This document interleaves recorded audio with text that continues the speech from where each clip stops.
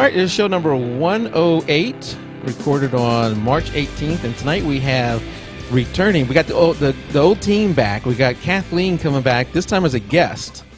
Hi, Kathleen. I'm so happy to be here. Yeah. Glad to have you back. Thanks. It's been too long. I was thinking about tonight and holding my newest one, Winslow, who's 6 months old, and I'm like, if I tell Mike and Tim how old Winslow is, they're going to give me a hard time that he's 6 months old and that I haven't been back before this. So I'm glad to be here. And you, for people who are new to the show, Kathleen, I think you came on as a guest somewhere around show number 17 or something real early on. And then there was a little bit of a break there, and then you came back as a co-host. And I don't know exactly how many. I'm actually doing a spreadsheet that's going to have all this stuff detailed, so it's easy for people to see who was co-host, when they're on, what was the show topic. So if you want to see, let me see all the wedding shows, or let me see all the newborn shows. That would be a way to look at it. Let me see all the shows Kathleen was on, something like that. But I know you were a co-host for quite a while, from somewhere in the 20s or 30s all the way up until somewhere in the 70s or 80s, I believe it was. So for a good while. Yeah. And now we had you back on for show number 100 for a little bit, and now tonight we have you come back on show number 108. Is my sound okay? Because I think my headphones are messing up. All right, but before we get to Kathleen, this month was, Tim, the month that we did different voting for the contest, for the photo challenge. Correct. I keep saying contest, but it's photo challenge. Correct. I gotta turn that down so you don't hear all that. This month, what we did was for the last time we let the number of likes on an image pick who were the final three.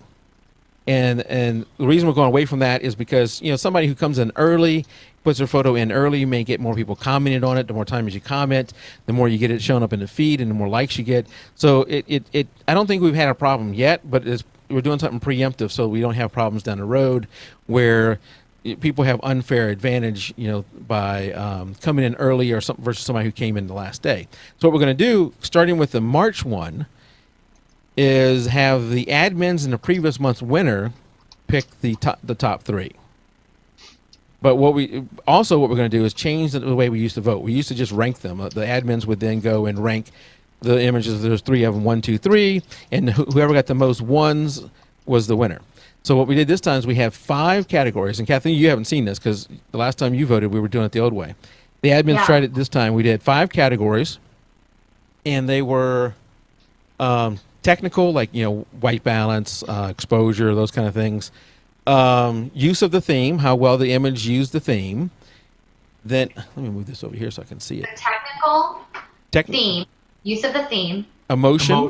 Did it have an emotional response? And that can be varied based upon what type of image it is, what the topic was. The composition of the image, and then an overall vote, which would be sort of like what the old one was. Okay. Cool. So it was ranked on a scale of 1 to 10. You had 1 to 10 for each. 1 to 10 for each. Yep. Okay, so 1 to 10 for each. Okay, yeah. You had a possible of 50 points. I gotcha. Okay. Possible of 50 points for each person voting. So in this case, there's the 5 admins voting, which is Tim, Seth White, Gina Perry, Nikki N. She's out in chat right now, and me. And so a total of 250 votes. So then you do all of that. You add all that up, and it's a cool spreadsheet I have on this one too. Add all that up, and the one with the most points is the winner.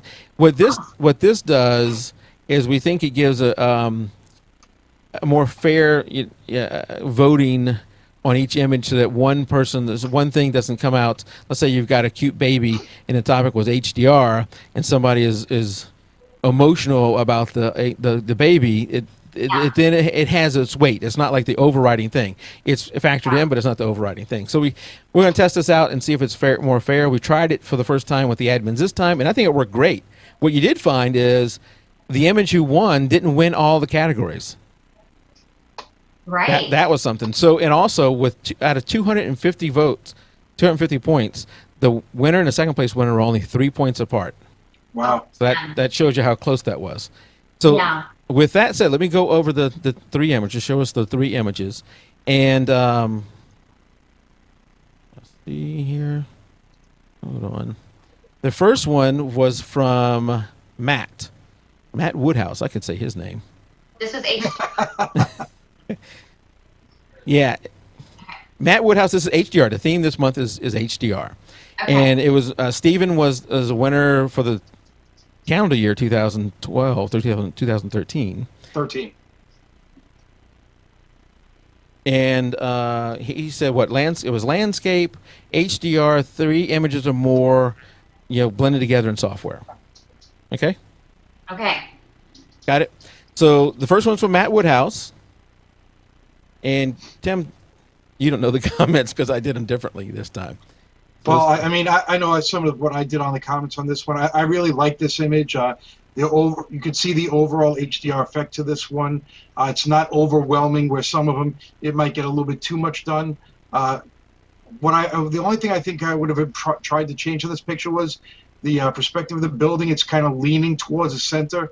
Maybe correct that in Photoshop to get the building to look vertical as opposed to leaning towards the center of the picture.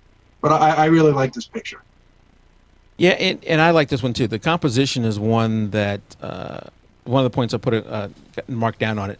But for me, I like it wasn't over the top HDR, and HDR is one of those subjects that some people like the over the top. Some people like where they can't tell the difference between is it HDR, is it not HDR, and some people like it in the middle. And I kind of like it more in the middle where this one's at. I know I'm pretty sure it's HDR by looking at it. I like the effect in the clouds.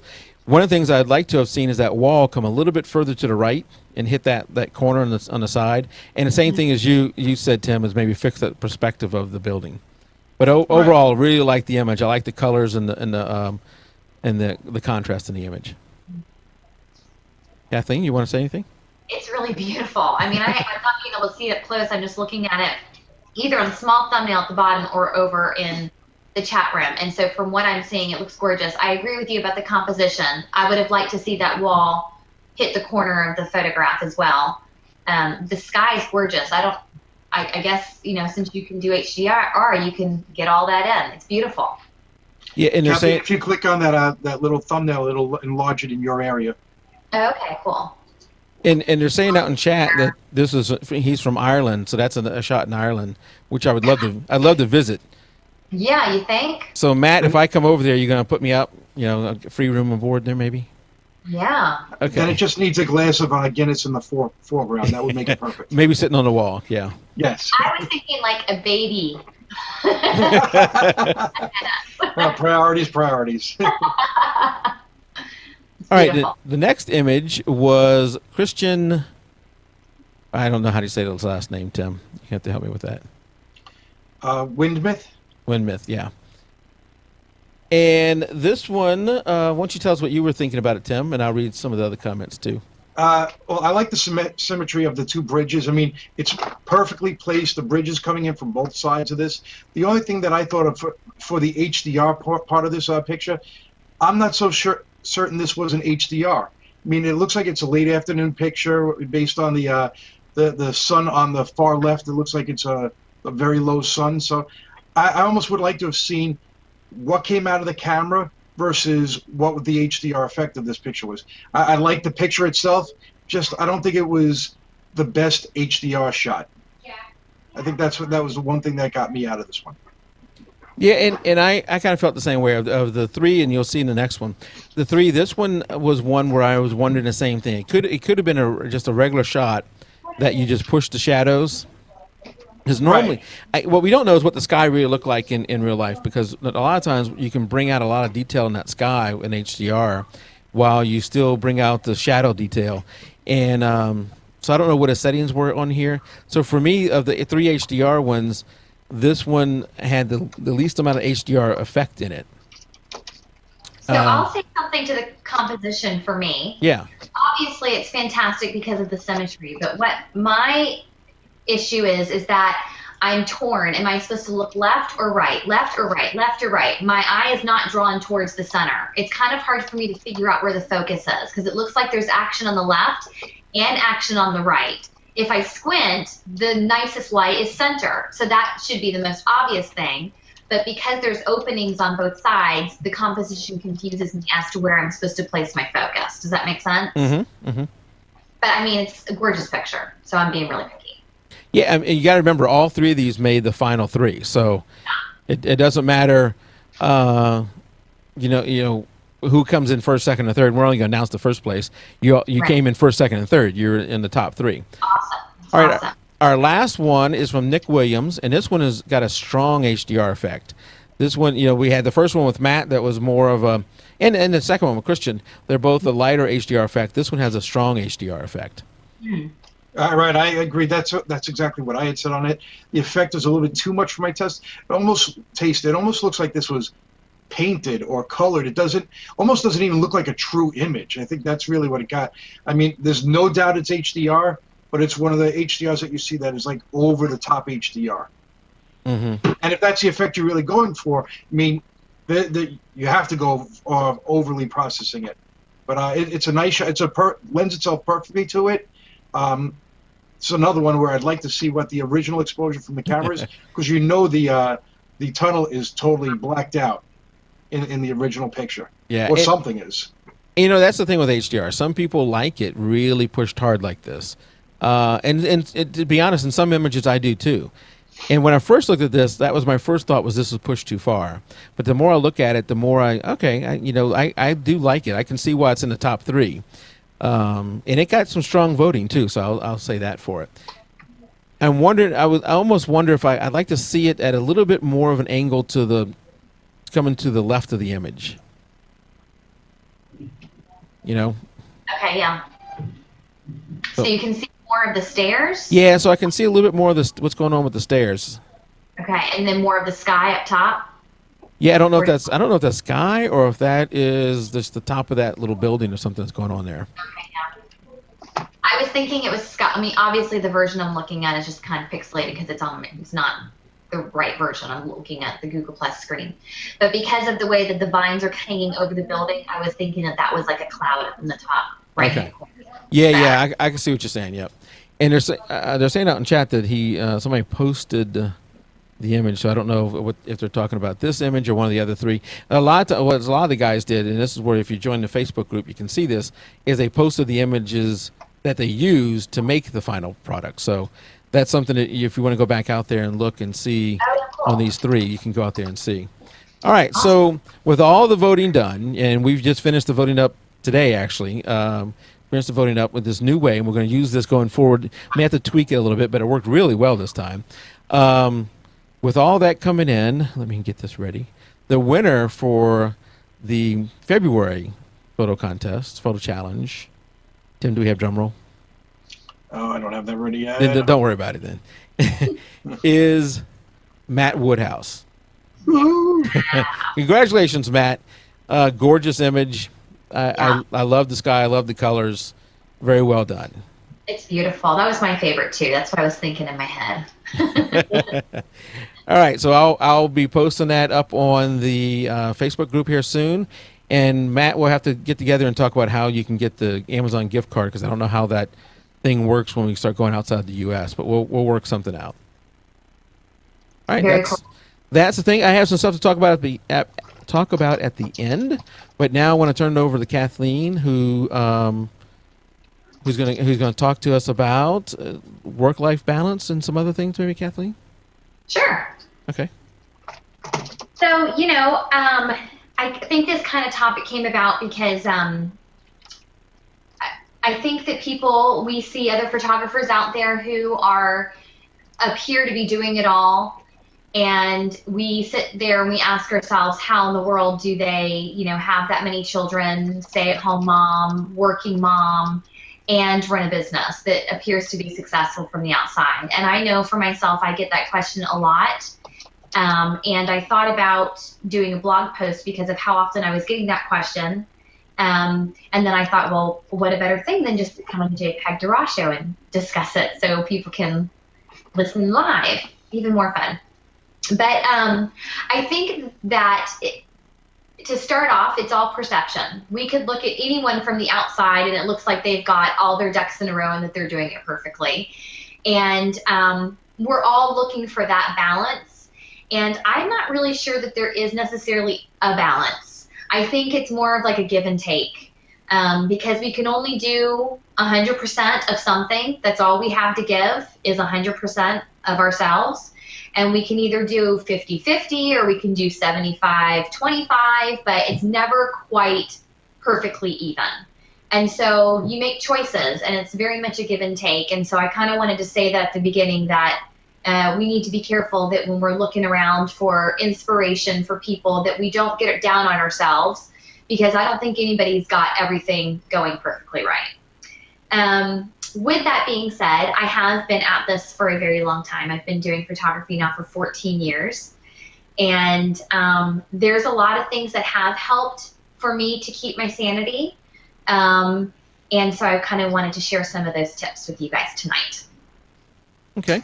Yeah, you know, I would like to, I'm interested in it. Just, yeah, I think it's just general in life. You know, anytime I devote attention to one thing, all the other stuff falls apart. So, yeah, like you said, I only have 100% of my time. I can't do more than that. You can't do more than that. Everyone, you know, you hear that comment saying, "Oh, I give 110%." We're like, no, you don't. No such thing. You get 100%, and that's all there is to it. And so, I don't know. I think especially, I'll speak from the mom standpoint. I think as moms, we're really hard on ourselves. You know, we're sitting at our desk getting our job done, and then our kids are in the next room crying and need us, but you have to pick.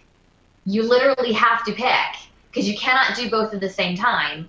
And so then you decide, I'm going to spend time with my family. So you're sitting cuddling on the couch with your kids, but you hear your office beckoning for you because you have clients' orders that need to be fulfilled and things to get to. So you pick and choose, and that's life.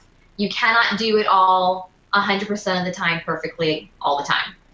So, but there are a lot of things that have been helpful to me along the way, and I think the very first thing that has been extremely helpful is, you know, we all have a journey in photography, and I know that when I started, I just picked up my camera because it interested me, and I made more work for myself than necessary for many, many years because I never learned my camera. And so that's my number one thing, is that there is no excuse to learning your craft. If you feel pulled, you're going to feel more pulled by making so many mistakes in your business with your camera and then having to fix them all afterwards. So that's the first thing, is just to focus in on, instead of trying to jump out and trying to launch this business, if you don't know your craft, just take a breather and let it be a hobby while you learn your craft. Do a lot of free sessions, read a lot, and you know, workshops and stuff are fantastic, but not everyone has the funds just to go out and learn from someone else. I know I surely didn't, and I learned everything just YouTubing stuff and looking stuff up online and going to the library and reading books. And then, you know, when I met somebody who said that they were into photography too, just, you know, making some good connections there and feeling like you could ask each other questions and answer questions for each other. So I wish for my journey that I had learned a lot sooner how important it is to know your craft. So that's my first tip, is just know your camera inside and out. So yeah, so that way you save a ton of editing time if you got it right to begin with, right? Absolutely. That brings me to point number 2, is that once you know your craft, we focus on getting it right in camera all the time. And that's not just knowing your camera, it's also knowing which lens is appropriate for the type of shot that you want to get, because even that will save you on editing time. For a very long time, I shot with a 50mm, and that was my sole lens. In fact, I think the first time I came on the show, I told you guys that's all I ever used. And then I started wanting to see a difference in my work, and I tried to edit for that difference, which is just a waste of time. There was a lens that would give me that difference. I went out and bought the 135mm that gave me the separation I was looking for between my subject and the background, and boom, my editing was cut down to like nothing because I was using the right tools. So knowing how to use your tools, and then, you know, eventually investing in the right tools is going to cut down on your office hours 100%. And I know I don't know if you got stuff written down or not. So if I get you off track, just tell me, Mike. Wait, I'll come to that in a second. One of the things, like when I go out and shoot, and I've got a lot of images to edit, and a lot of times I'm doing it in bad lighting. So I got, I'm shooting at ISO 12,000 or higher because the gym doesn't turn on all the lights. Right. So I get home and I got 800 images to go through, and I know that this is going to take a while to edit, and I dread the start. Right. How do you deal with, and what ends up happening to me is, okay, I'm becoming a Netflix addict, and I just found this show called Supernatural, which has 8 seasons with 25 shows every season. So do the math, 8 times 25. There's a lot of TV for me to watch. So I keep putting off doing that edit. What do you have any tips on forcing yourself to get started? Once I get started, I'm fine. I can go through it and everything. It's just that start because I know I'm going to be there for a couple hours. Yeah. You just got to put your nose to the grindstone. I don't really know how you hype yourself up for that. I just this past weekend did my first set of mini sessions, and before I launched the mini, I've never done them before, and so before I launched the mini sessions, I said to myself, it would be fantastic if I could book 6 families. How awesome if I could get 6 families in one day.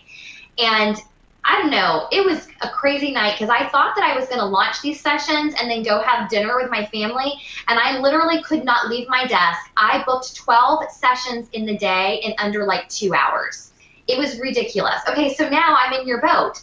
Now I have 12 different babies that I have to edit, that I photographed. I mean, we started at 9 o'clock and I wasn't done until 4 o'clock in the afternoon. It was a fun, nuts, crazy day. Babies of all different ages, from newborn all the way up to 2 years old. And now I have to go through and edit all of these. So my solution right now is to look for help. Because if I lock myself in my office to try and do all that work alone, my family will suffer because of it. There is just no buts about it. And so my goal is to call shoot.edit up and say, I have some mini sessions.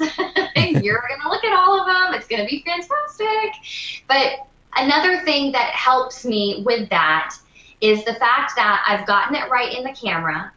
So I can do a soft proof versus editing every single thing. And what I do for my clients is I narrow down my images to the ones that they're going to be proofed. And then I do what's called a soft proofing. So I think I sent you some images. You want to put those up? You did.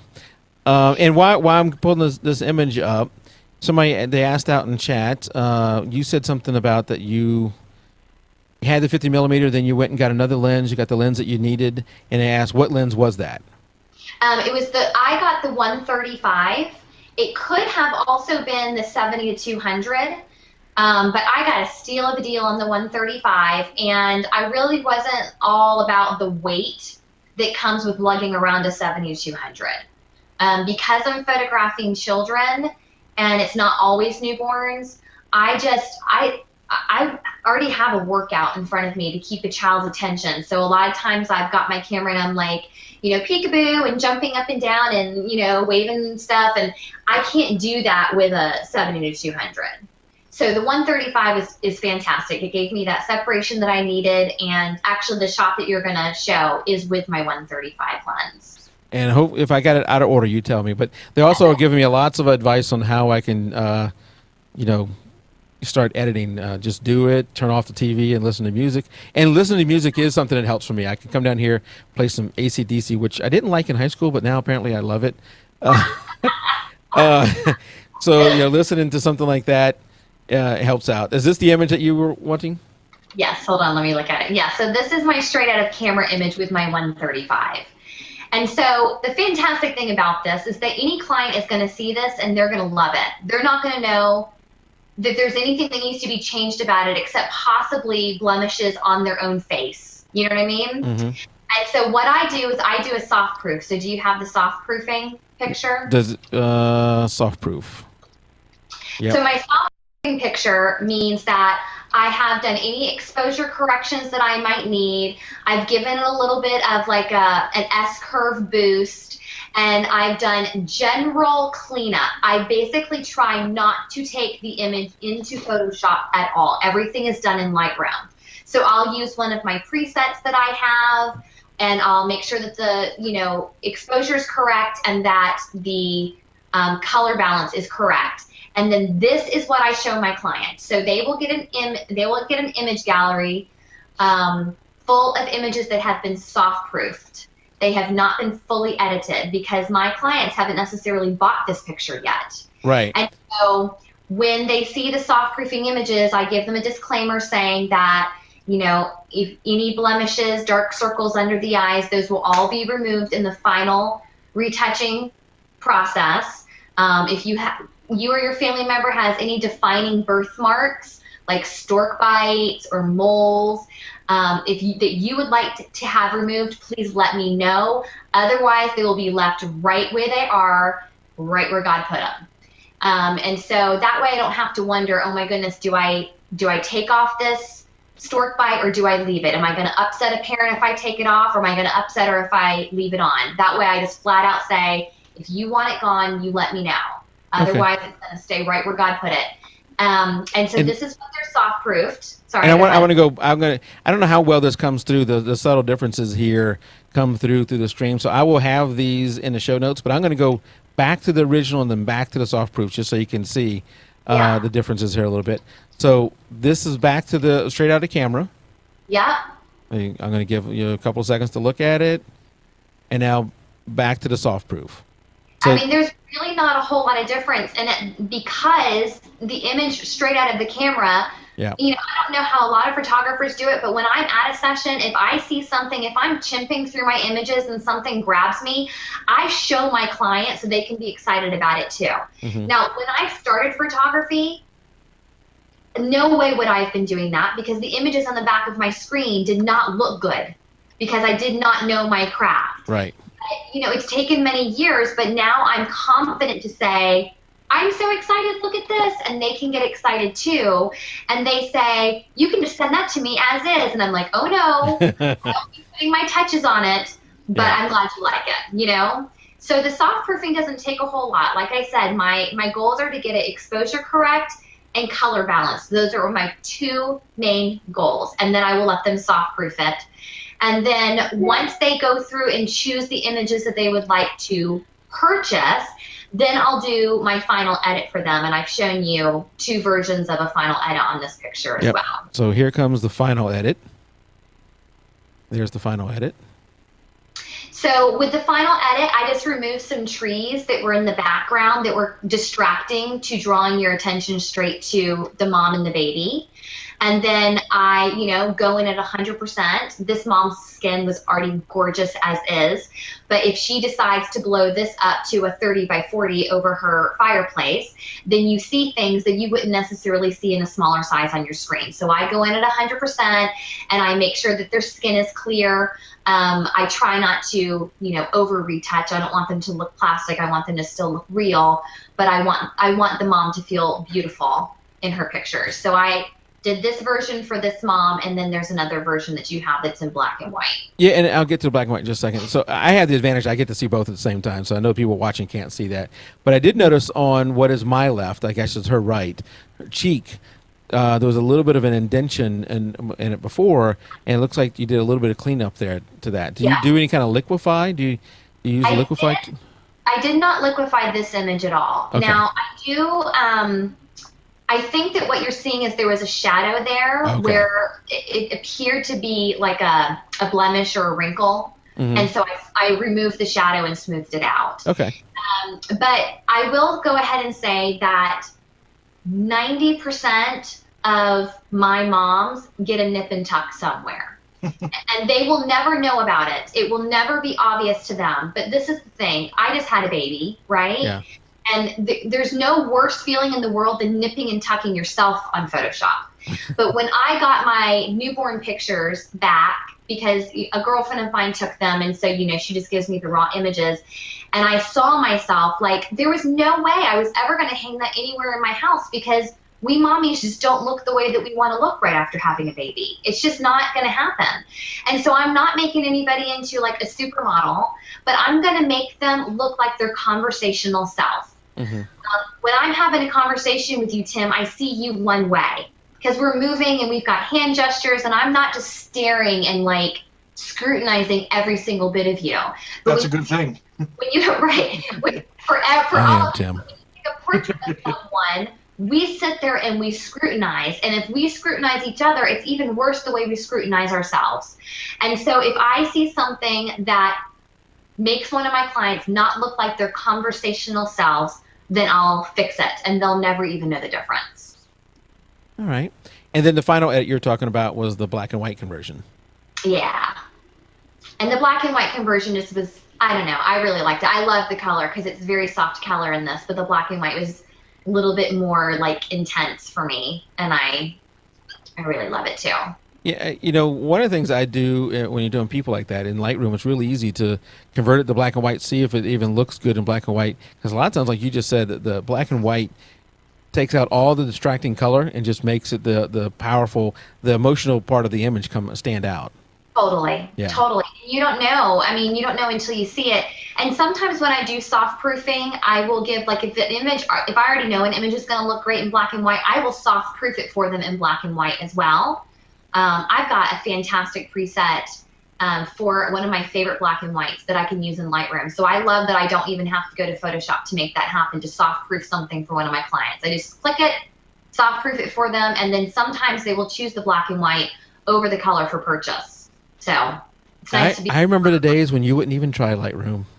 I know. All thanks to Mike. I love Lightroom. I love Photoshop too, but I mean, if I can help it, I don't want to have to go in there. And obviously, when I removed the trees and stuff behind your head, that all had to happen in Photoshop. Yeah.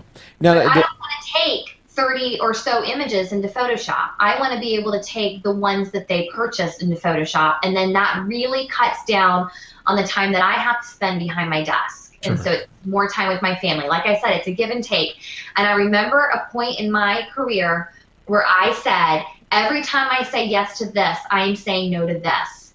It is a yes and no, a give and take. Every single time you say yes to something, you're saying no to something else.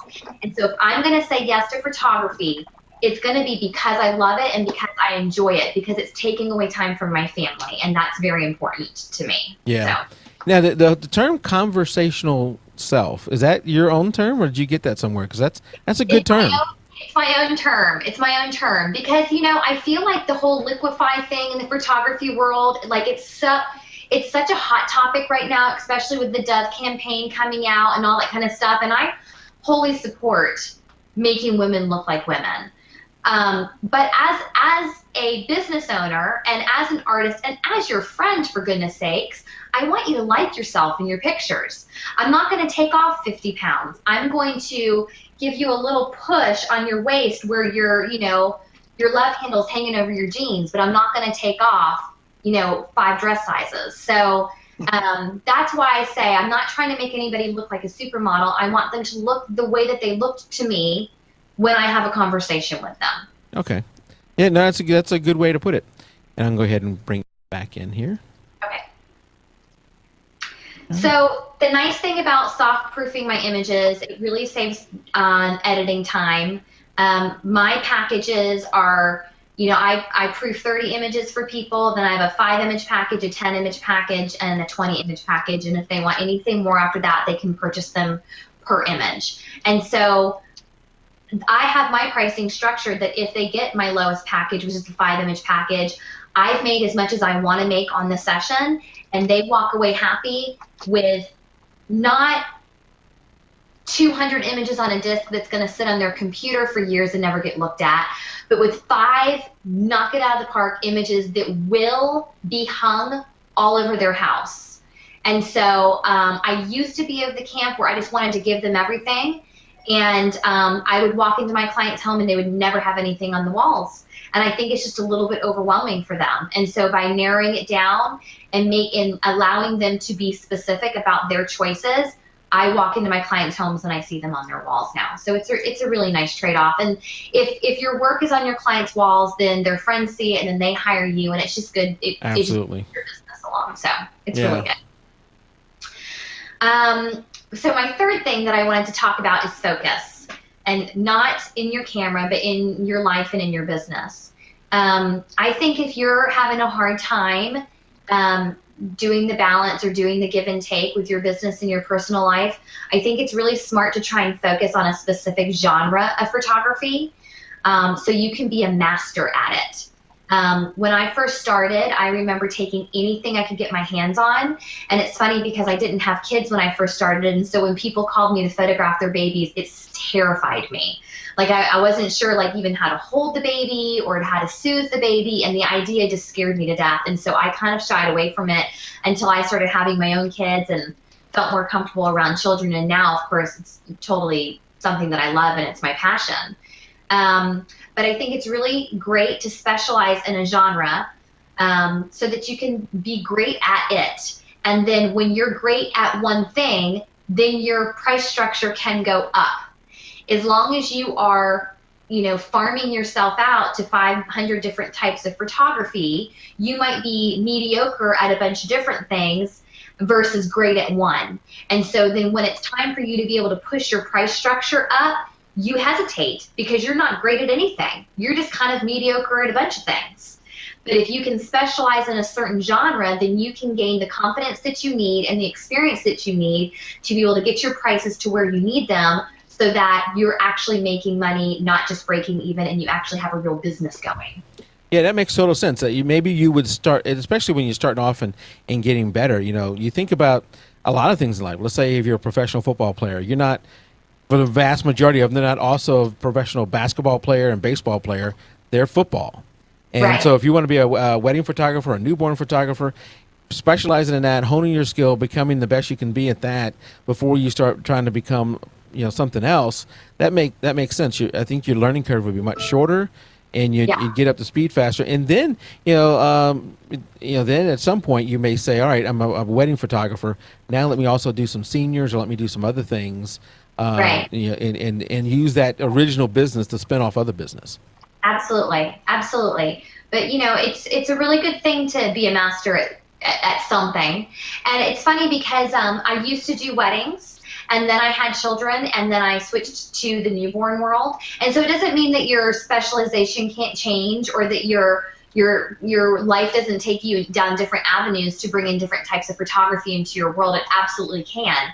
But it's just really nice to be able to focus so that you can have home life, business life, and you don't feel like business life also has all these different lives going on. Like, what am I? Am I a newborn photographer? Am I a wedding photographer? Do I do this? And it's fun because I'm a newborn photographer, but you know, Scott Green lives not far away, and so he's a wedding photographer. And I think it was a year or so ago, I went and assisted him at a wedding. Not because I wanted to get back into weddings, but because it was fun for me. Mm-hmm. And so that was cool, you know, but I'm not like trying to jump into the wedding world either. Yeah.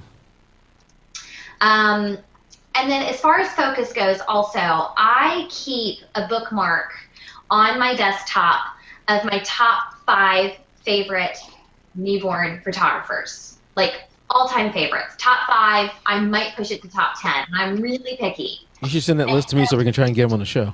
Yeah, I'll look at it and I'll say, like, this is who we need. But the really cool thing about that is I don't look at it all the time. I might look at it like 2 or 3 or 4 times a year. But the really cool thing about that is whenever I feel like I'm losing inspiration or losing focus as to who I am as a photographer, I can go back, open up that favorites bookmark, see the things that move me, and then I feel pieces of me kind of coming back up. Like, okay, this is who I am. For example, when you look at newborn photographers, even within the genre, there's all different types. There are bright and colorful newborn photographers like Jessie Gwiff Photography. If you don't know who she is, you must go check her out. Write that down, too. And then there is, you know, more on the neutral side, which is what I tend to lean towards. And so I will find myself, you know, out getting props for a session coming up and seeing something like hot pink that catches my eye and thinking, oh my goodness, this will be so cute. And then I buy it and I bring it home and I never use it because it's not me. Mm-hmm. And so it's really good for me to go and focus. These are the photographers that move me. Not that there aren't other photographers that are fantastic that shoot a different style than I shoot, but it's really good for me to focus on how I want my business to look. And so I think it's a better policy to keep your inspiration close versus your competition close. Because the competition might drive you to be something different than who you really are. And so it's always going to feel inauthentic if you're trying to be something that you're not in your photography. So keep your inspiration close and don't worry about the competition. Really good for you to go, because that's what's going to set you apart. That's what's going to make certain clients choose you versus choose someone else. So that was one of my tips for you. Very good. Okay, so another thing I wanted to talk about was pricing.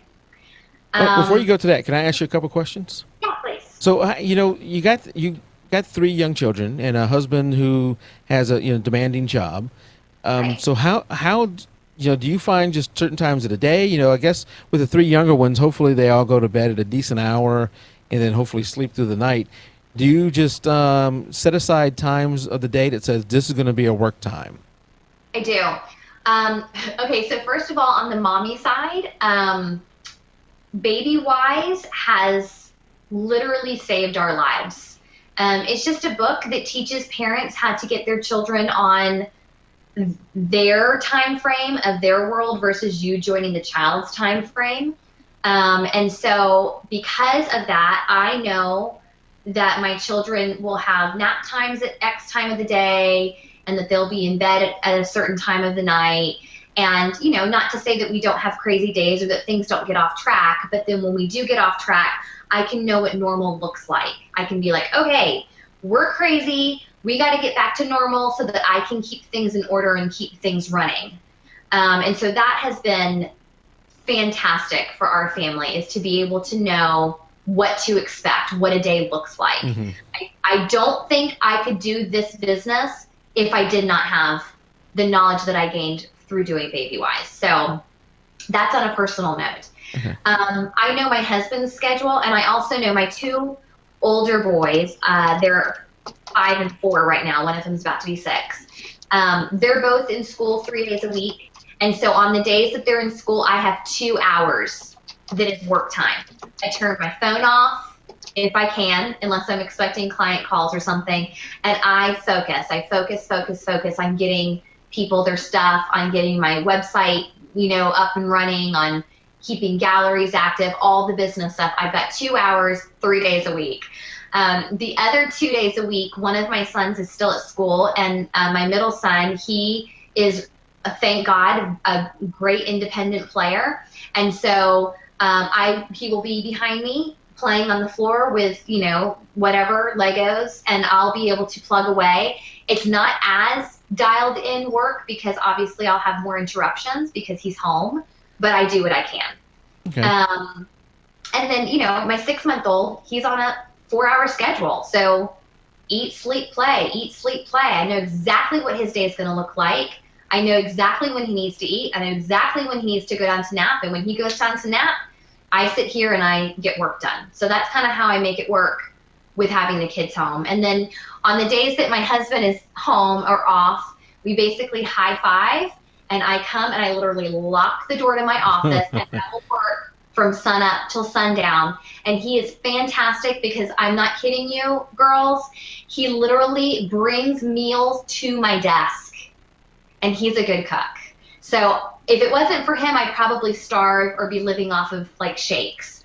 But he's great. And that was one of the things that I wanted to talk about. Like, if you are tag teaming with a spouse, Josh and I went through a season where I just wasn't communicating with him what I needed for my business. And I was, for some reason, just expecting that he would know that I needed to work or that I needed a full day to get stuff done. Which now we've been married for almost 9 years, and that's one of our learning curves that we had to go through. I had to figure out that I had to tell him. If I needed a work day, I had to say, I am drowning and I need a work day. Like, lock the door, everyone stays out, work day. And he's like, no problem, let's do it. Because, we're in this together and we're a team. And so, we all got to make sacrifices. And so when I finally started being clear with him as to what I needed, like, I just saw him, like, rise to the occasion. And so I remember when it was the first part of our marriage, I remember having very many days of being frustrated, like, I don't understand why he doesn't know that I need to work. Well, did you ever tell him? No, Right. I told him. So I'll tell you something from the guy's perspective. Yeah, we don't read minds. We don't read moods. You got to tell us. But that goes both ways. I think communication in a relationship is extremely important, and especially when you got 3 young children. One spouse works a full-time job, the other spouse is taking care of the 3 children, and then doing the photography thing also. Time is going to be stretched, and that communication is critical. Yeah, it totally is. And it's since we've learned that, it's been so much easier because I know that his days are coming off that he has off, and I can just say, which out of those 3 days that you have off, which one's the best day for me to shut my door and work? And he's like, oh, let's do Wednesday. I'm like, let's do Wednesday. Wednesday it is. And so then that's what we do. So a question came through chat, maybe more than one, but I saw this one. So when do you shoot? Do you shoot on weekends only, during the week? My husband's schedule, he's a police officer, and so right now he works 6 days on and then has 3 days off. So I will either, for newborn sessions, I typically schedule them at 10 o'clock in the morning, and so I can do that on a Monday, Wednesday, or Friday where my 2 older ones are in school, and my mother-in-law can keep baby Winslow. And so I'll do that unless Josh is off that day, and then he has all the boys. And so I shoot whenever. I basically, when my clients, basically book a session with me, I send them like 3 to 4, maybe 5 different dates that I have open, and I say pick one. And I always try to include a weekend date and a weekday date because you never know what they're going to pick. And the great thing with newborn photography is that, you're trying to book them between 7 to 10 days after the baby has been born, and they're home. They're on maternity leave. So it doesn't matter if it's a weekend. It could be a Sunday or it could be a Tuesday, and it makes no difference to them because, let's face it, they don't know the difference between Sunday and Tuesday right after they've just had a baby. Mm-hmm. True. Yep. Yeah. So that works out good. Okay, interrupt you right before you go into pricing, I think it was, which everybody loves to talk about, or to get advice on pricing. Yeah. So I actually have some really great ideas or some information for you guys that's going to help with the pricing. But first and foremost, I'm going to say you have to price yourself correctly. And there are 2 ways you can do this. You can either check out your local competition and then charge what they charge, which is the wrong way to do it. Or you can tally up all of your expenses and start from there. And if you are going to do this as a business and not a hobby, then you have to know what you are spending so that you make sure you are actually making money. I cannot tell you how many photographers I talk to who appear from the outside that they have a business, but are not even breaking even, but are in the hole. And there is no way that my husband and I would be happily getting along with me doing photography if we were in the hole because I was doing it. I bring in money for my family, and it has to be an income, and that's how my husband sees value in it, and that's how I find value in it. And if it was just a hobby, then every single time I would say no to my family as often as I do, it wouldn't make any sense for me anymore. I'm not saying you can't have photography as a hobby, but then call it that. You know what I mean? Call it that. If you want to do it as a hobby, fantastic. Do it as a hobby. But if you're trying to do it as a business, don't just simply look at your local competition and say, oh, she charges X amount of dollars or he charges that, I'm going to charge that. Know what it costs for you to do business. Well, I guess the question is, what are all the costs that you have to account for? Obviously, it's with your equipment, insurance, taxes. What are some of the elements that people should look at so they're not missing anything? This would be a great thing for us to make a list and keep it ongoing on the website, because I probably can't think of everything off the top of my head. I could probably pull up my expense report and tell you. But, okay, so for newborn photography, there's the props, there's the backdrops. If you're going to have a studio, there's all the fabric that you have to buy that kids are going to pee through during the session that costs money. There's the cost of running your washer and dryer every single time you have to do it after a session. I've got at least 2 loads of laundry to do. There's the gas to and from places, to and from sessions, going and scouting new locations. If you do outdoor work, then you have to pay to run a website. Lord knows you need a Drobo. That's going to cost you some dough. That's going to cost you some dough. You're going to have hard drives that fail. You got to fix them. Your camera is going to go out of focus. You got to get it fixed. You got to have CF cards. You got to have batteries that eventually die and run out of juice, and you got to get new ones. You have to have accounts where you can show people their galleries, and that costs money. You have lab fees for printing. Insurance. I don't know if you said that. Taxes. Yes. Taxes. It costs money to hire a CPA to do your taxes unless you're going to do them yourself.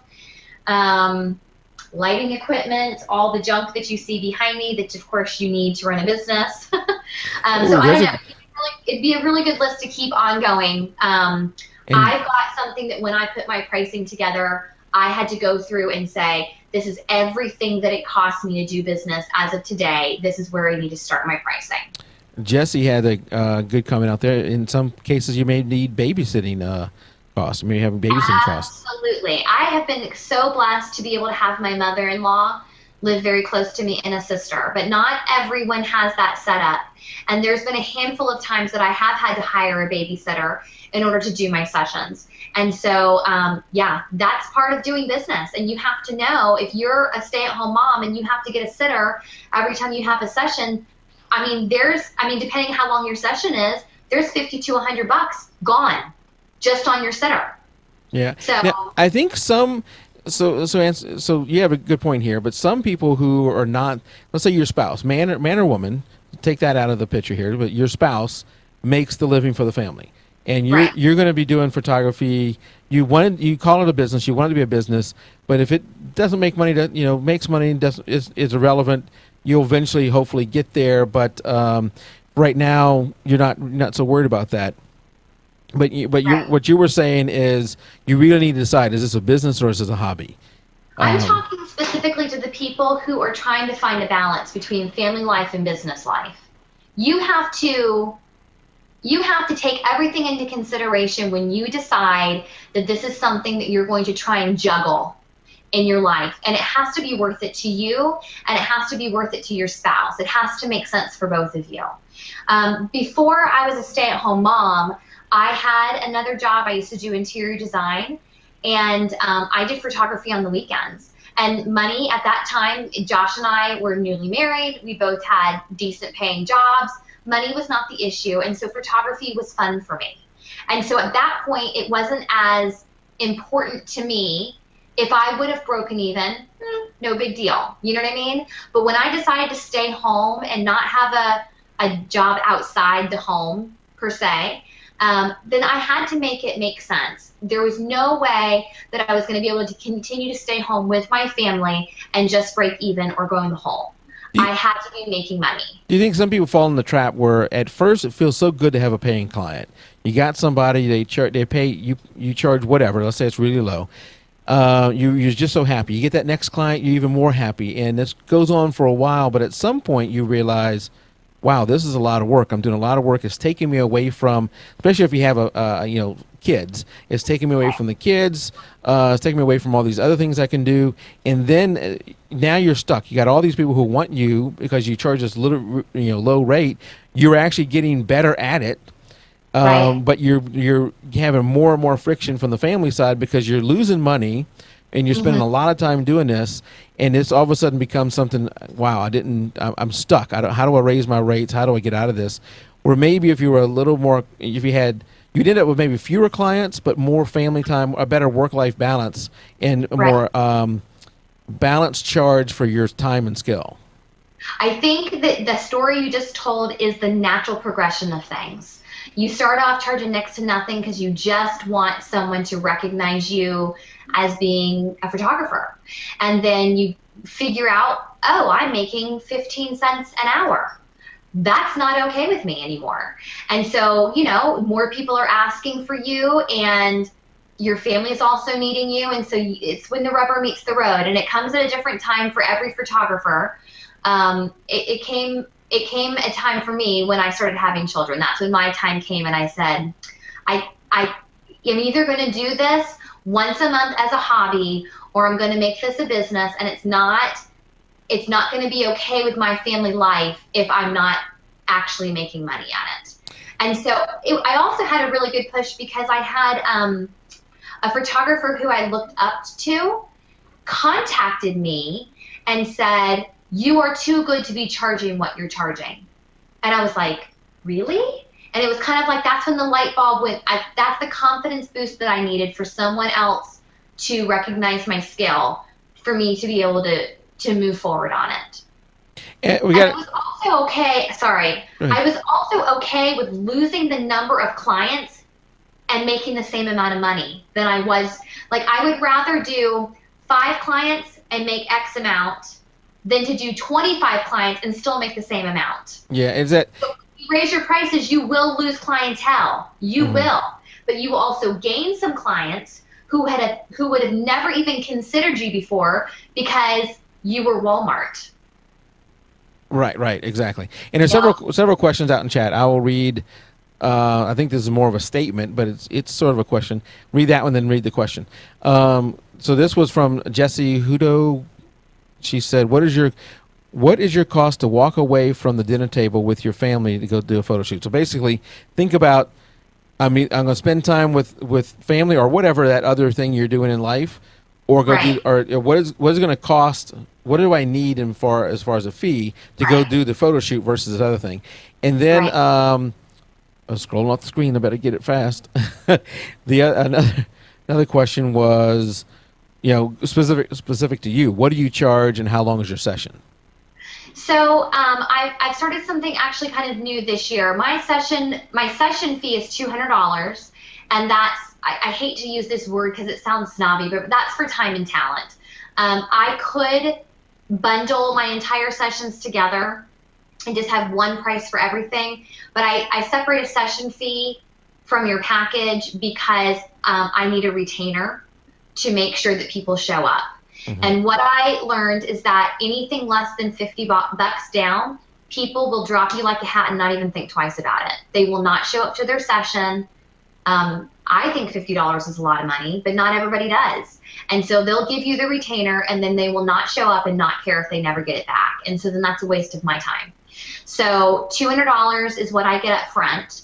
And then I have different packages. I'm digitally based, and so I have a 5-image package. That's $349. I have a 10-image package. That's $595. And then I have a 20-image package, and that's $720. And if they want any images after 20, they can purchase them per image at a discounted rate. But my a la carte images, like if they just, you can't just buy one image with me. You have to at least get my smallest 5-image package. But my a la carte rate is $125 an image. Now, is that in addition to the deposit? That's in addition to the deposit. Okay. So for my walk out the door price is $549 for a session. And the great thing that I'm doing this year is that I'm asking my clients ahead of time which package they think they're leaning towards. And then I tailor my session for them for that package. I used to proof 30 images no matter how many images people were buying. And I'm trying something different this year for 2 reasons. I had a lot of clientele that I could tell walking in the door that there was no way they were going to purchase 30 images. And so then they get all 30 images, and it was excruciating for them to have to go through them and to say no to these gorgeous pictures of their baby. Yep. How do you do that, And so also, on top of that, from my side, I would be spending 3 to 4 hours with these people at a newborn session trying to fill a 30-image gallery for no reason. They were never going to purchase them. And so now I ask my clients, which package do you think you're leaning towards? And if they tell me they're going towards my 5-image package, then I will shoot for my 10-image package to give them more to choose from. If they tell me they're going towards my 10-image package, then I will shoot for the highest package to give them as much they need to choose from.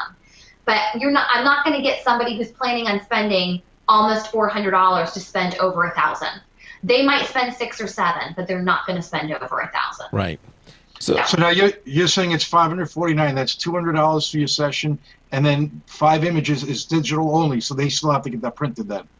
Right, but they have a print release on their images, and so they can either get their prints through me, of course, which we suggest because the quality is going to be way better, and I make sure that they see the difference and know the difference, or they can order prints through wherever they would like. And how long is your average session? My If there is average such a thing as an average. Yeah, I mean, every baby's a little different, and now it depends on which package they're getting. But let's say that they're going to go ahead and get the 20 image package, the highest package. A newborn session can last anywhere. My shortest one ever was 2.5 hours. My longest one ever was 8, pushing 9 hours. Wow. So you just don't know. Yeah. And that newborn photography is such a specialization. Babies don't just pose themselves like that. It's really funny to me when I have someone who's never shot a newborn before call me and say, quick, I'm shooting a newborn tomorrow. Can you give me a few tips? And I'm just like, no, I've been doing this for 14 years. It's not just a few tips. It's a specialization.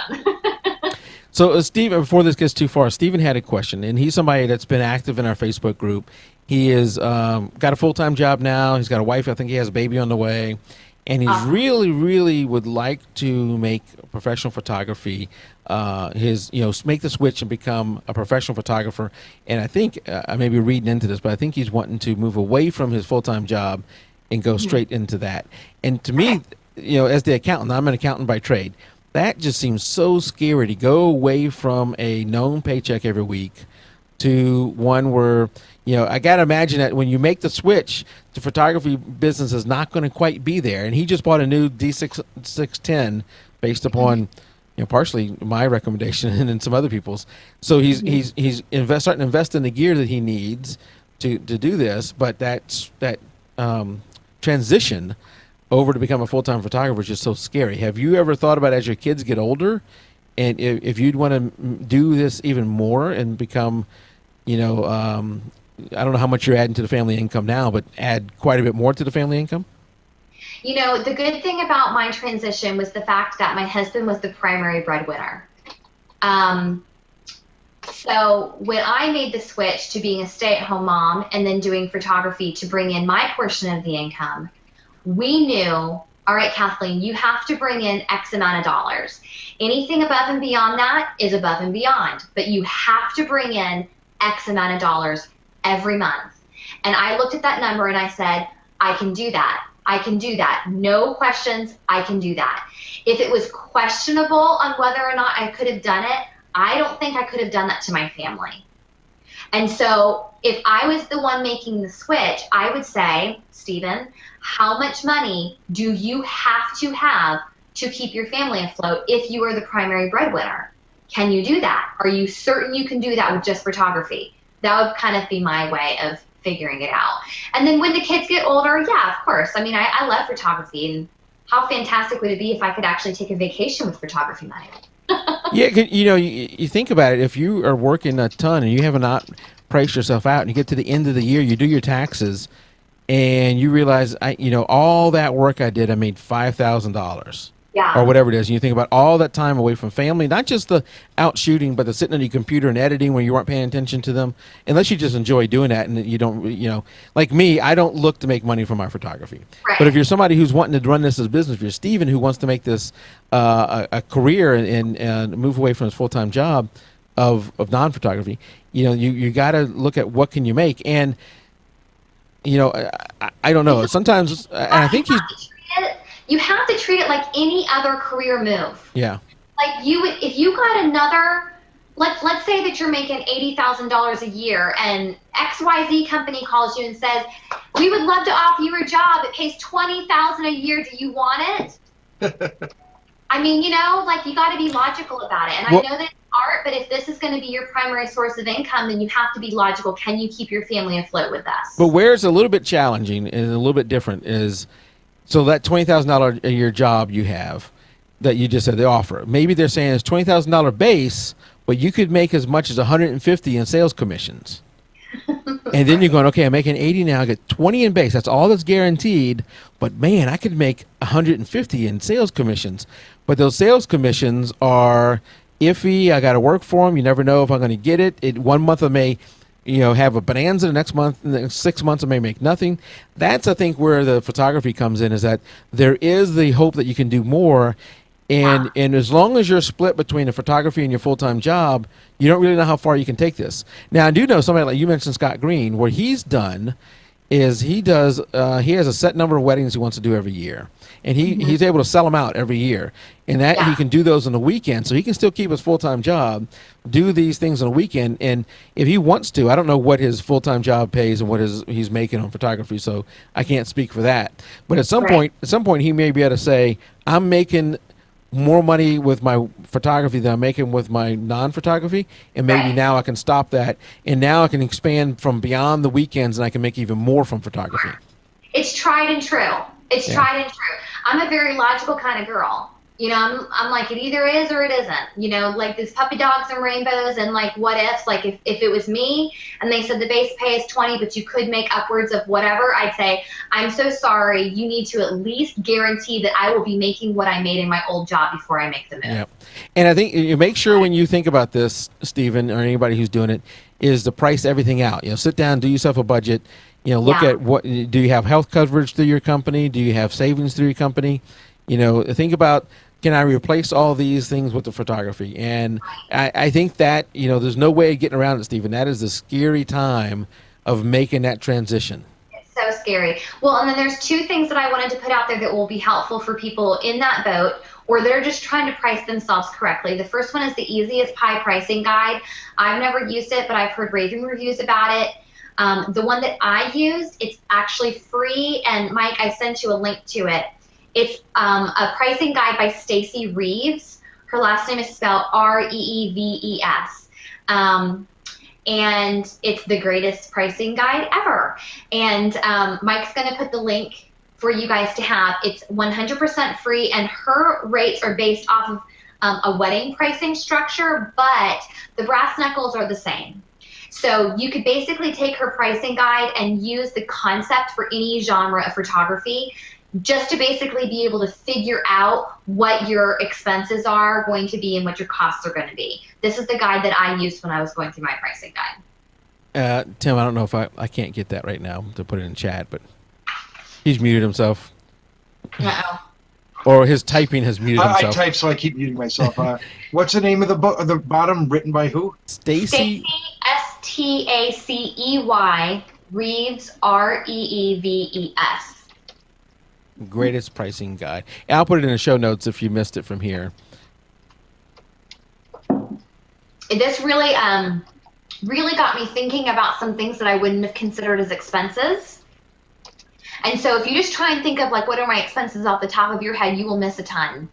And so especially if you're trying to do this as a business or you want to try and take it full time and quit your day job, this would be a really good thing. And like I said, I've also heard the Easiest Pie Pricing Guide is great too, but I've just never used it. All right, very good. We're getting close. I've got more tips if we got time. Yeah, yeah, and I can't believe we're this far past it. We've already hit past the hour, but keep going. So you had one more. You had another thing too. I don't want to click on it yet until you say it. But okay. How many more tips do you have? A couple. So I hate to cut you off. You know. That's okay. Okay, so one of the things that was really big for me with balancing work and family was figuring out the number of sessions I needed to have in a month and not going over it for me, so that I didn't go crazy. So you need to ask yourself a couple of questions. Are you full-time or part-time? And then actually put a physical number on the number of sessions you want to do per month. For me, my number is no more than 4.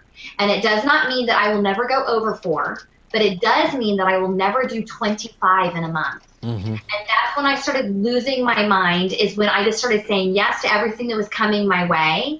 And then there was no balance. Then it was all photography, and I was losing my kids, I was losing my family, and it just wasn't going right. And so I had to say what logically makes sense for my family, and I had to put a physical number on the number of sessions I would do a month.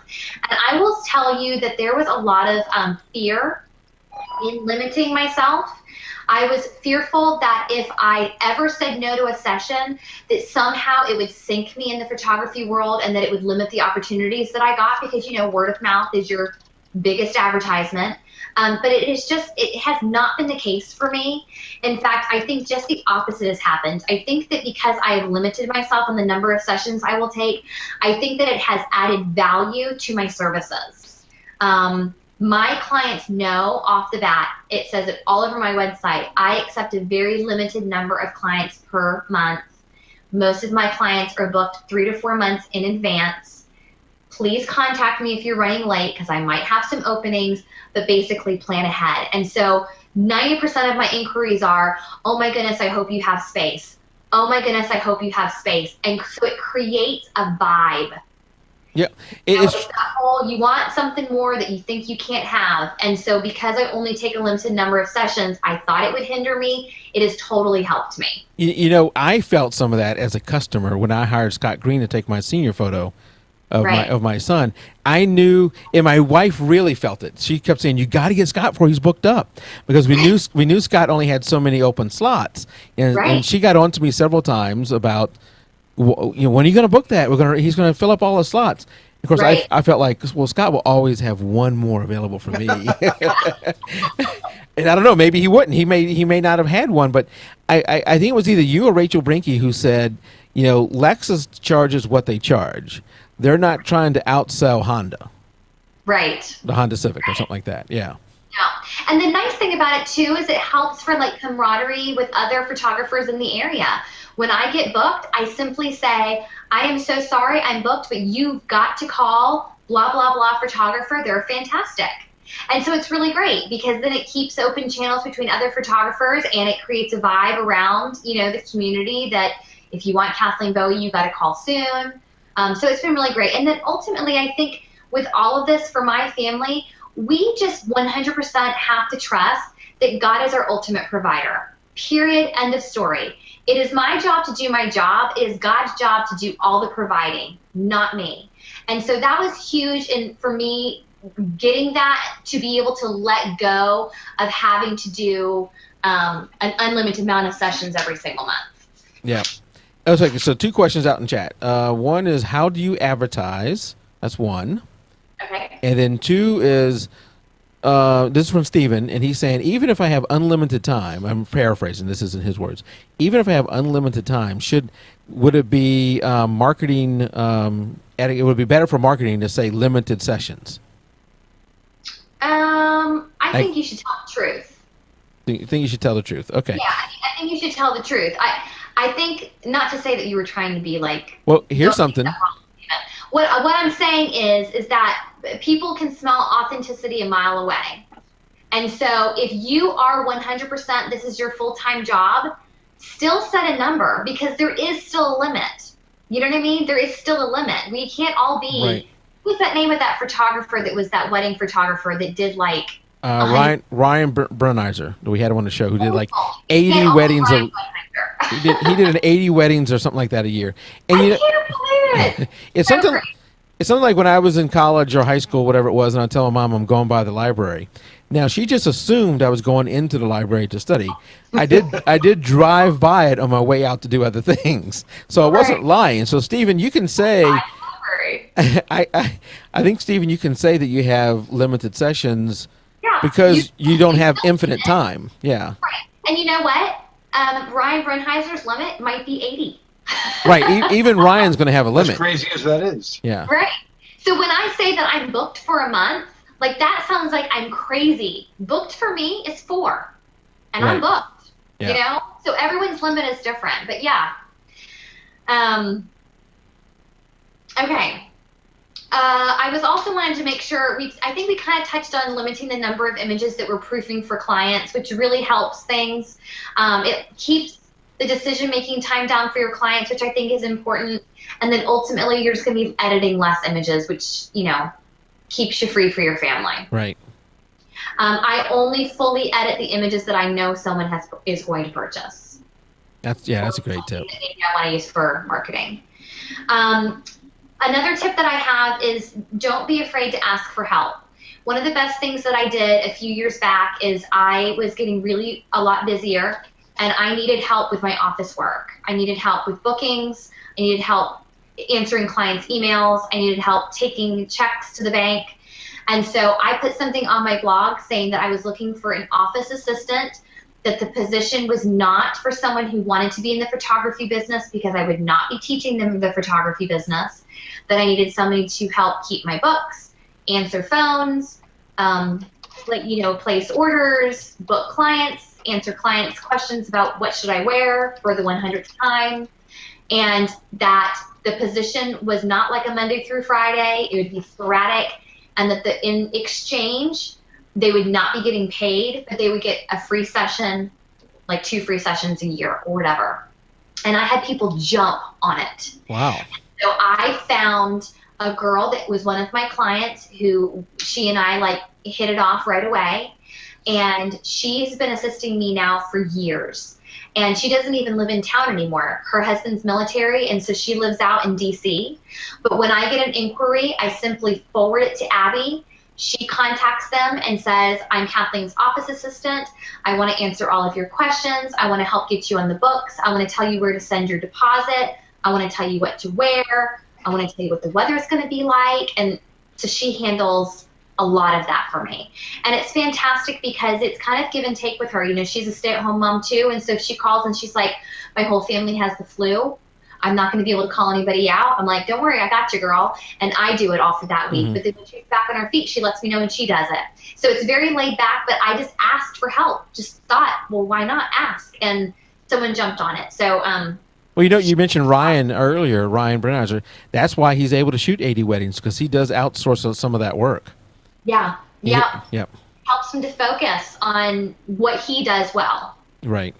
And what I was finding too is that I would have people contact me, and it'd be like 4 weeks would go by, and I'm like, I haven't even called these people back because I simply haven't had the time. That's unacceptable. I know you're horrible at sending emails, because if I send Kathleen an email that's got 2 sentences in it, I know she's never going to see the second sentence. So I like to put funny things in a second sentence that I know she's never going to read. I'm like, blah, blah, blah, blah, blah, blah, blah. Sure. And here's a tip for you, Kathleen. You don't have to go to the bank to deposit checks. You can use your phone. I know. I started doing that recently, so I'm all over that. That's fantastic. That is. Okay, moving right along. Okay, so this is a pretty big one. When you're doing a business, you need to have a budget and stick with it. My husband and I are big-time Dave Ramsey fans. We are, you know, XXX on having any debt, only paying for things that we have the money sitting there for. And I'm so grateful, so grateful that he and I are on the same page with this. Since I started business, I've never purchased any equipment or anything that I didn't have all of the money sitting right there for. That's and awesome. So if I wanted a new camera body, I would literally be throwing $1 bills into a savings account until I had all the money to get whatever camera body that was. And that has really lifted a lot of stress and kept a lot of stress away from our family, because nothing can bring stress into a family like financial stress, and it is the #1 cause for divorce. It will also be the #1 cause for the failure of your business. Yeah. So make sure that you have a budget and you stick with it. And Mike is sitting there nodding his head because he's our financial guy. Yeah, debt will drown you. Yeah, it'll drown you 100%. It's funny, I was talking to a girlfriend of mine the other day who's also in photography, and she says, I swear the next person that asks me, do you love photography? I'd love to get into it. What should I do? I'm going to tell them, don't go to photography school, go to business school. And I 100% agree with her. Go to business school, because the photography part, if you're artistic, you're going to pick it up, you're going to learn, you're going to do it fast. The business part is something that I struggle at and I need help with, and I do my best, but my best tip is don't go into debt for things. Make sure that you have saved up your money for things and only buy things that you have money set aside for. One of the things that I see going out of control in the newborn photography industry especially is the purchasing of props. You know, babies look great with all these different headbands and bonnets and boxes and bowls, and I see photographer after photographer just dwindling down everything they've made into this hole because they've got these prop closets that are just busting at the seams. Okay, there is nothing wrong with having a lot if you have budgeted for it and you have the money sitting there to spend it. But do not, please do not go into debt for it, because your clients, they don't care as much as you do. They don't. If you've used that same hair tie 5 times on 5 different babies, your clients do not care. They only care what their baby looks like in that one picture.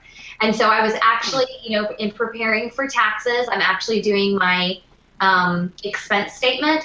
I think that it would be generous for us to spend no more than 8 to 10% of your gross income for the year on props. And that's being generous. Mm-hmm. I know many photographers who are quadrupling that. So that would be my advice. This time of year, tax time of year is a good time to review what you did in 2013. Make yourself a little spreadsheet, a little income statement, where you've got your income, where that came from, and then group together your expenses, props, equipment, whatever else that is, and be truthful in your expenses. If you had to drive somewhere to go and do a shoot, as much as you can, gas and all that kind of stuff too, weigh all that out and then start looking at it. Where can I, what do I need to cut? Where's a reasonable amount to spend? And as you start to compare that year after year, you can start really honing your business. Yeah, and the whole goal is to make money at this if you're doing that as a business. And so there's been so many times that I've looked at some adorable prop that I'm dying to have and saying, do I want that, or do I want to take my kids to Disney World someday? Because if I buy that, that's taking money away from what I'm making for my family. I can tell you that a real corporation like the one I work for, we still have to live within the means of what we make. We look at, if you look at your income as 100%, I can't spend 150%. So I got this 100% of income. Now, how am I going to allocate it? Now, some of that goes toward capital projects, like in this case, it would be your camera gear or something like that.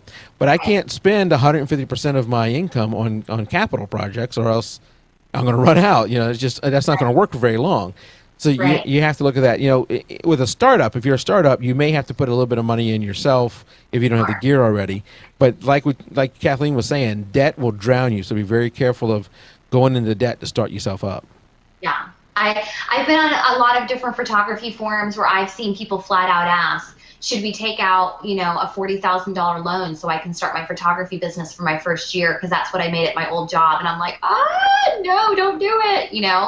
It can be terrifying. Mm-hmm. It can be terrifying. Okay, so the last thing that I wanted to kind of briefly touch on, this is not the last thing, sorry. One of the last things is talking about free sessions and family sessions, and I will do this quickly. Free and family will kill you. It will take your time away from your family, and remember we talked about every time you say yes, you're saying no to something else. Period, end of story.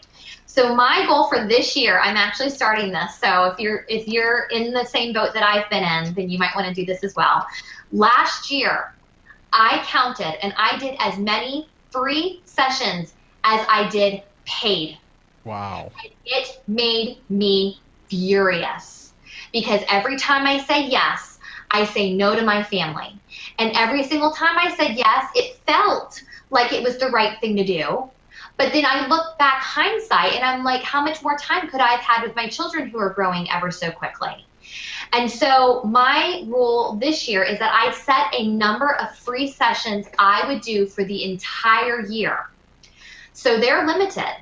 And so when someone comes my way and it's tugging at my heartstrings to give them a free session, I have to say, that's one of the number that I'm going to do. And then when that number runs out, I'm done for free sessions for the year.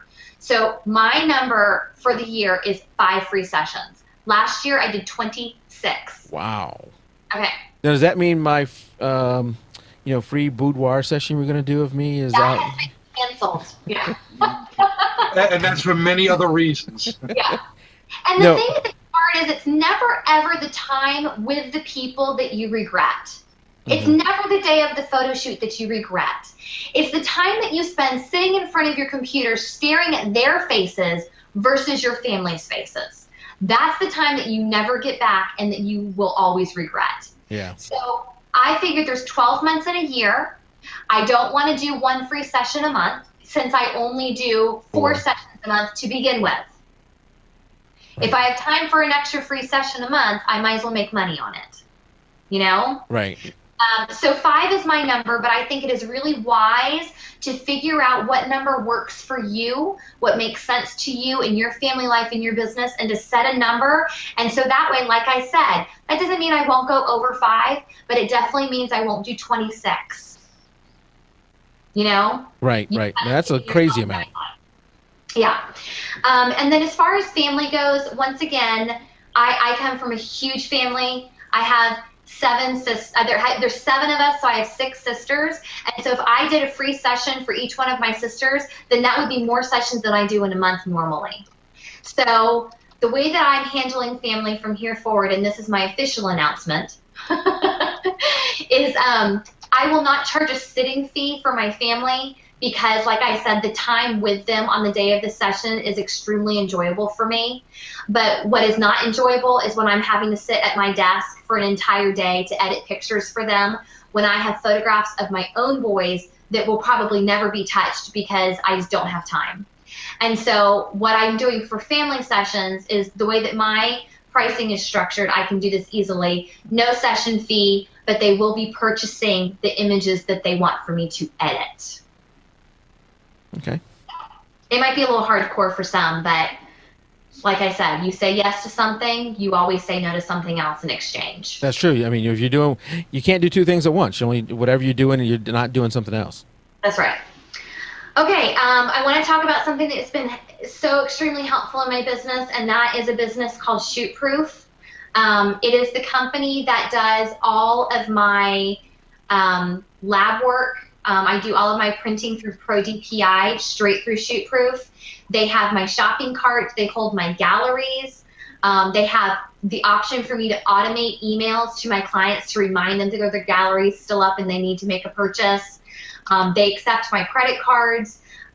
They take a commission only on print sales. They do not take commission when people digitally download your images, which is unheard of in this industry for this type of vehicle.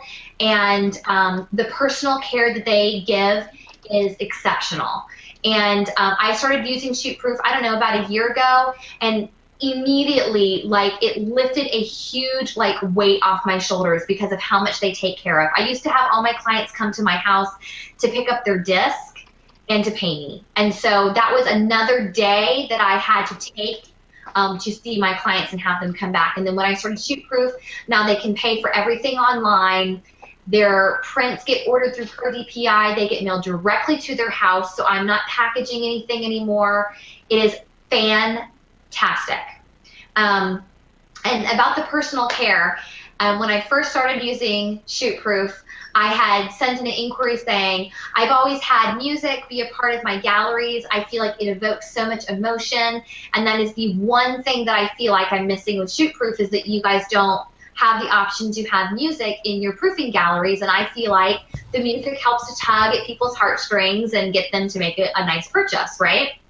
And so they said, you know, your notes have been taken. We don't offer it right now. We'll let you know if we ever do.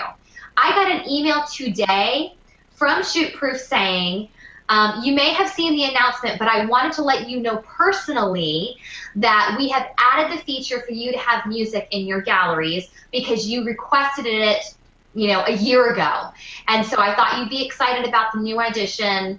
Thanks for being a great customer. And I thought Awesome. It was so fantastic for them to contact me personally when I asked for such a simple ad. They didn't take it lightly. They listened to their clients, and they're a fantastic company.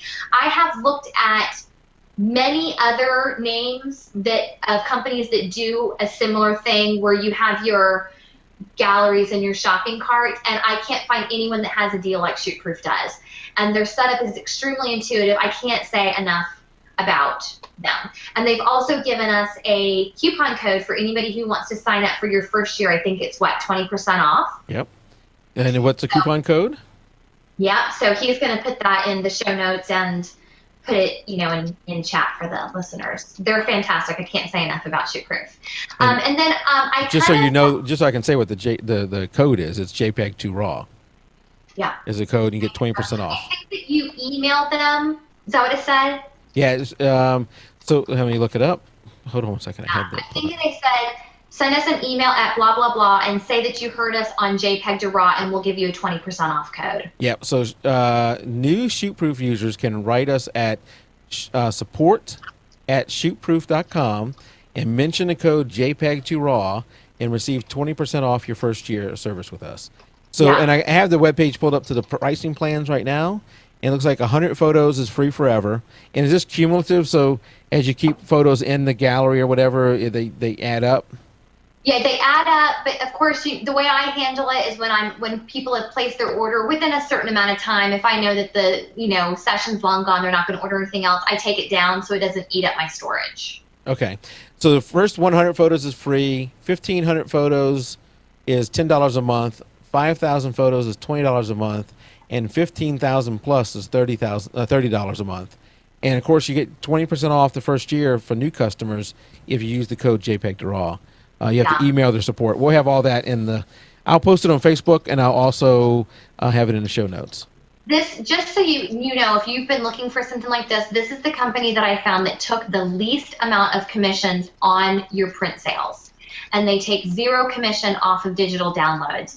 Everyone else I found took commissions off of everything. And so I was losing too much money to make it worth my while, and Shootproof's awesome. And then as far as the credit card thing goes, like allowing people to swipe credit cards, for a long time I struggled with this. I was feeling like, oh, I don't want to pay those processing fees. It's going to eat too much into my profits. The nice thing about using credit cards is that when you are a small business owner and you're also trying to keep your family, so what happens is I'm sitting at my desk and I have to email a client. And I'm thinking to myself, they owe me $650. And just as I'm about to tell them that in the email, a child walks through my door and needs me right away. And so I walk out and I attend to the child, and I forget to charge my client $650. That is one way to go broke real fast, okay? And so the nice thing for credit cards is that you never forget stuff like that, You never forget to charge someone something.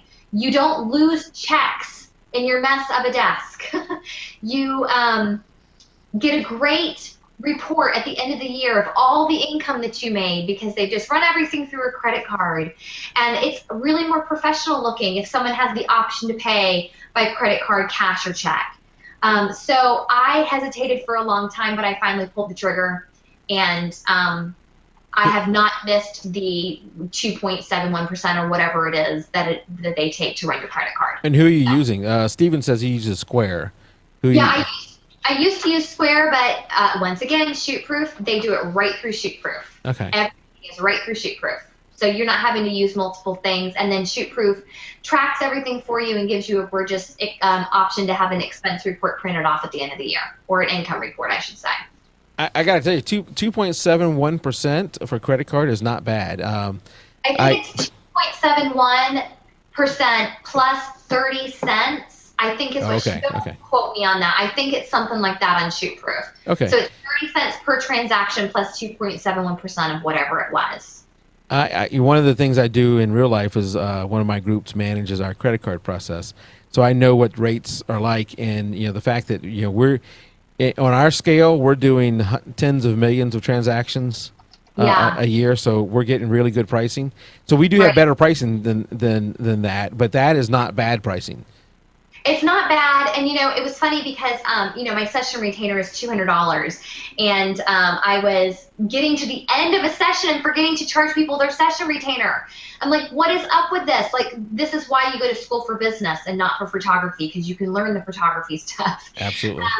And so I was like scared to start allowing people to use their credit cards. But when I did the math, if every single one of my clients ran their credit card for $200 transactions, then for the entire year it would only cost me $100. And I'm like, I'm losing more than that just for getting to charge people. It's ridiculous. So credit card processing all the way. I 100%. And you do all that credit card processing through the Shootproof site. So even the what do you call it? The session fee. Everything. Okay. Everything. Yep.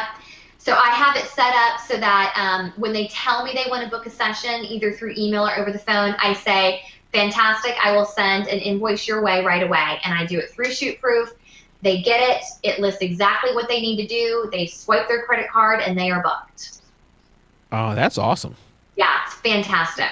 And Tara Wilburn out there is saying that another thing she loves about Shootproof is that you can upload the images straight from Lightroom and never have to export out JPEGs, etc. You know, export the JPEGs out, then upload. She can do it straight from Lightroom.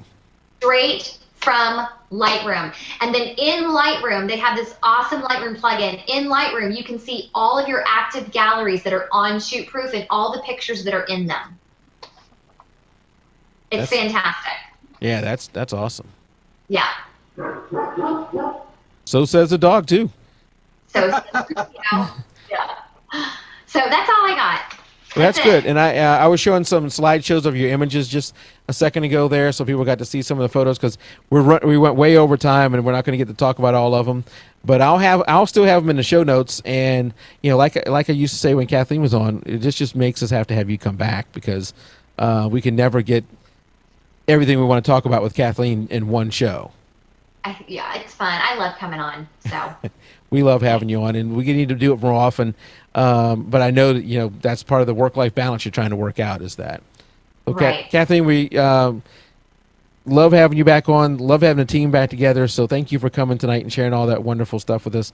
Absolutely. Glad to hear the family's doing great. The boys are growing up faster than you know. I mean, it won't be long before they're in middle school and just, you know, on and on. I don't want to talk about it. I'm in denial. It happens. It happens as I'm experiencing now, and they're going off to college. I do have something, and maybe I'll save it for the post show. But as we head out, I want to say, you know, don't forget to what do you call it? Subscribe on YouTube. We're now over 2,200, Tim, out on YouTube, so we're doing good out there. Thank you for everybody who subscribed there. If you want an audio feed only, you can get it off of iTunes. You can get it off of Stitcher Radio. You can get it off of Spreaker. Those are our audio only feeds. If you get the audio only, head over to the website and look at the photos whenever you have time, and so you can see what some of the photos we're talking about. But if you want the video feed, you can go through TiVo. I get them on TiVo. You can get it on YouTube. You can get it on iTunes and through other places. If you have a place where you want to get it through and you don't see us there, let me know and we'll do our best to get it there. Also, don't forget to use our Amazon link. We use it to fund our challenges every month. You know, the people who get Amazon gift card as part of the process. If you win, you get that. So we help you do that way, or for giveaways if we're doing that. And next week we have our second boudoir show, and I don't know if we have any guys. We have Seth out there, Mike. We had a few guys out there before, and ladies. We're going to have a lady come on the show, as a lady photographer who's a boudoir photographer who found us through our first boudoir show, who's going to come on and give us. I think that Damien did a great job. He didn't give a male-female perspective. He just gave his perspective. But this is going to be a great time to get a female photographer's perspective on the subject of boudoir. So it should be a great show. She's already sent me the photos, actually right before the show started. And, Tim, they're good. I guess I won't miss next week. Yeah, so next week should be a great show. If we do have a separate boudoir Facebook group, just so that we don't flood the regular group with those images. So we have the separate group. If you want to go out there and join that group, she actually is in that group. She joined that group, and she is one of our top posters in the group. It is a small group. It's still pretty small.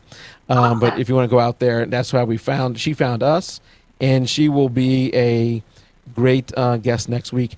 The Amazon link, I just said it. I didn't tell you what the link is. Seth is telling me I should actually say what the link is.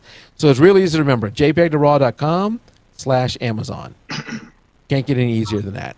And if you're watching the live page, you can see I've got some easy buttons for you to press and go right there and use it.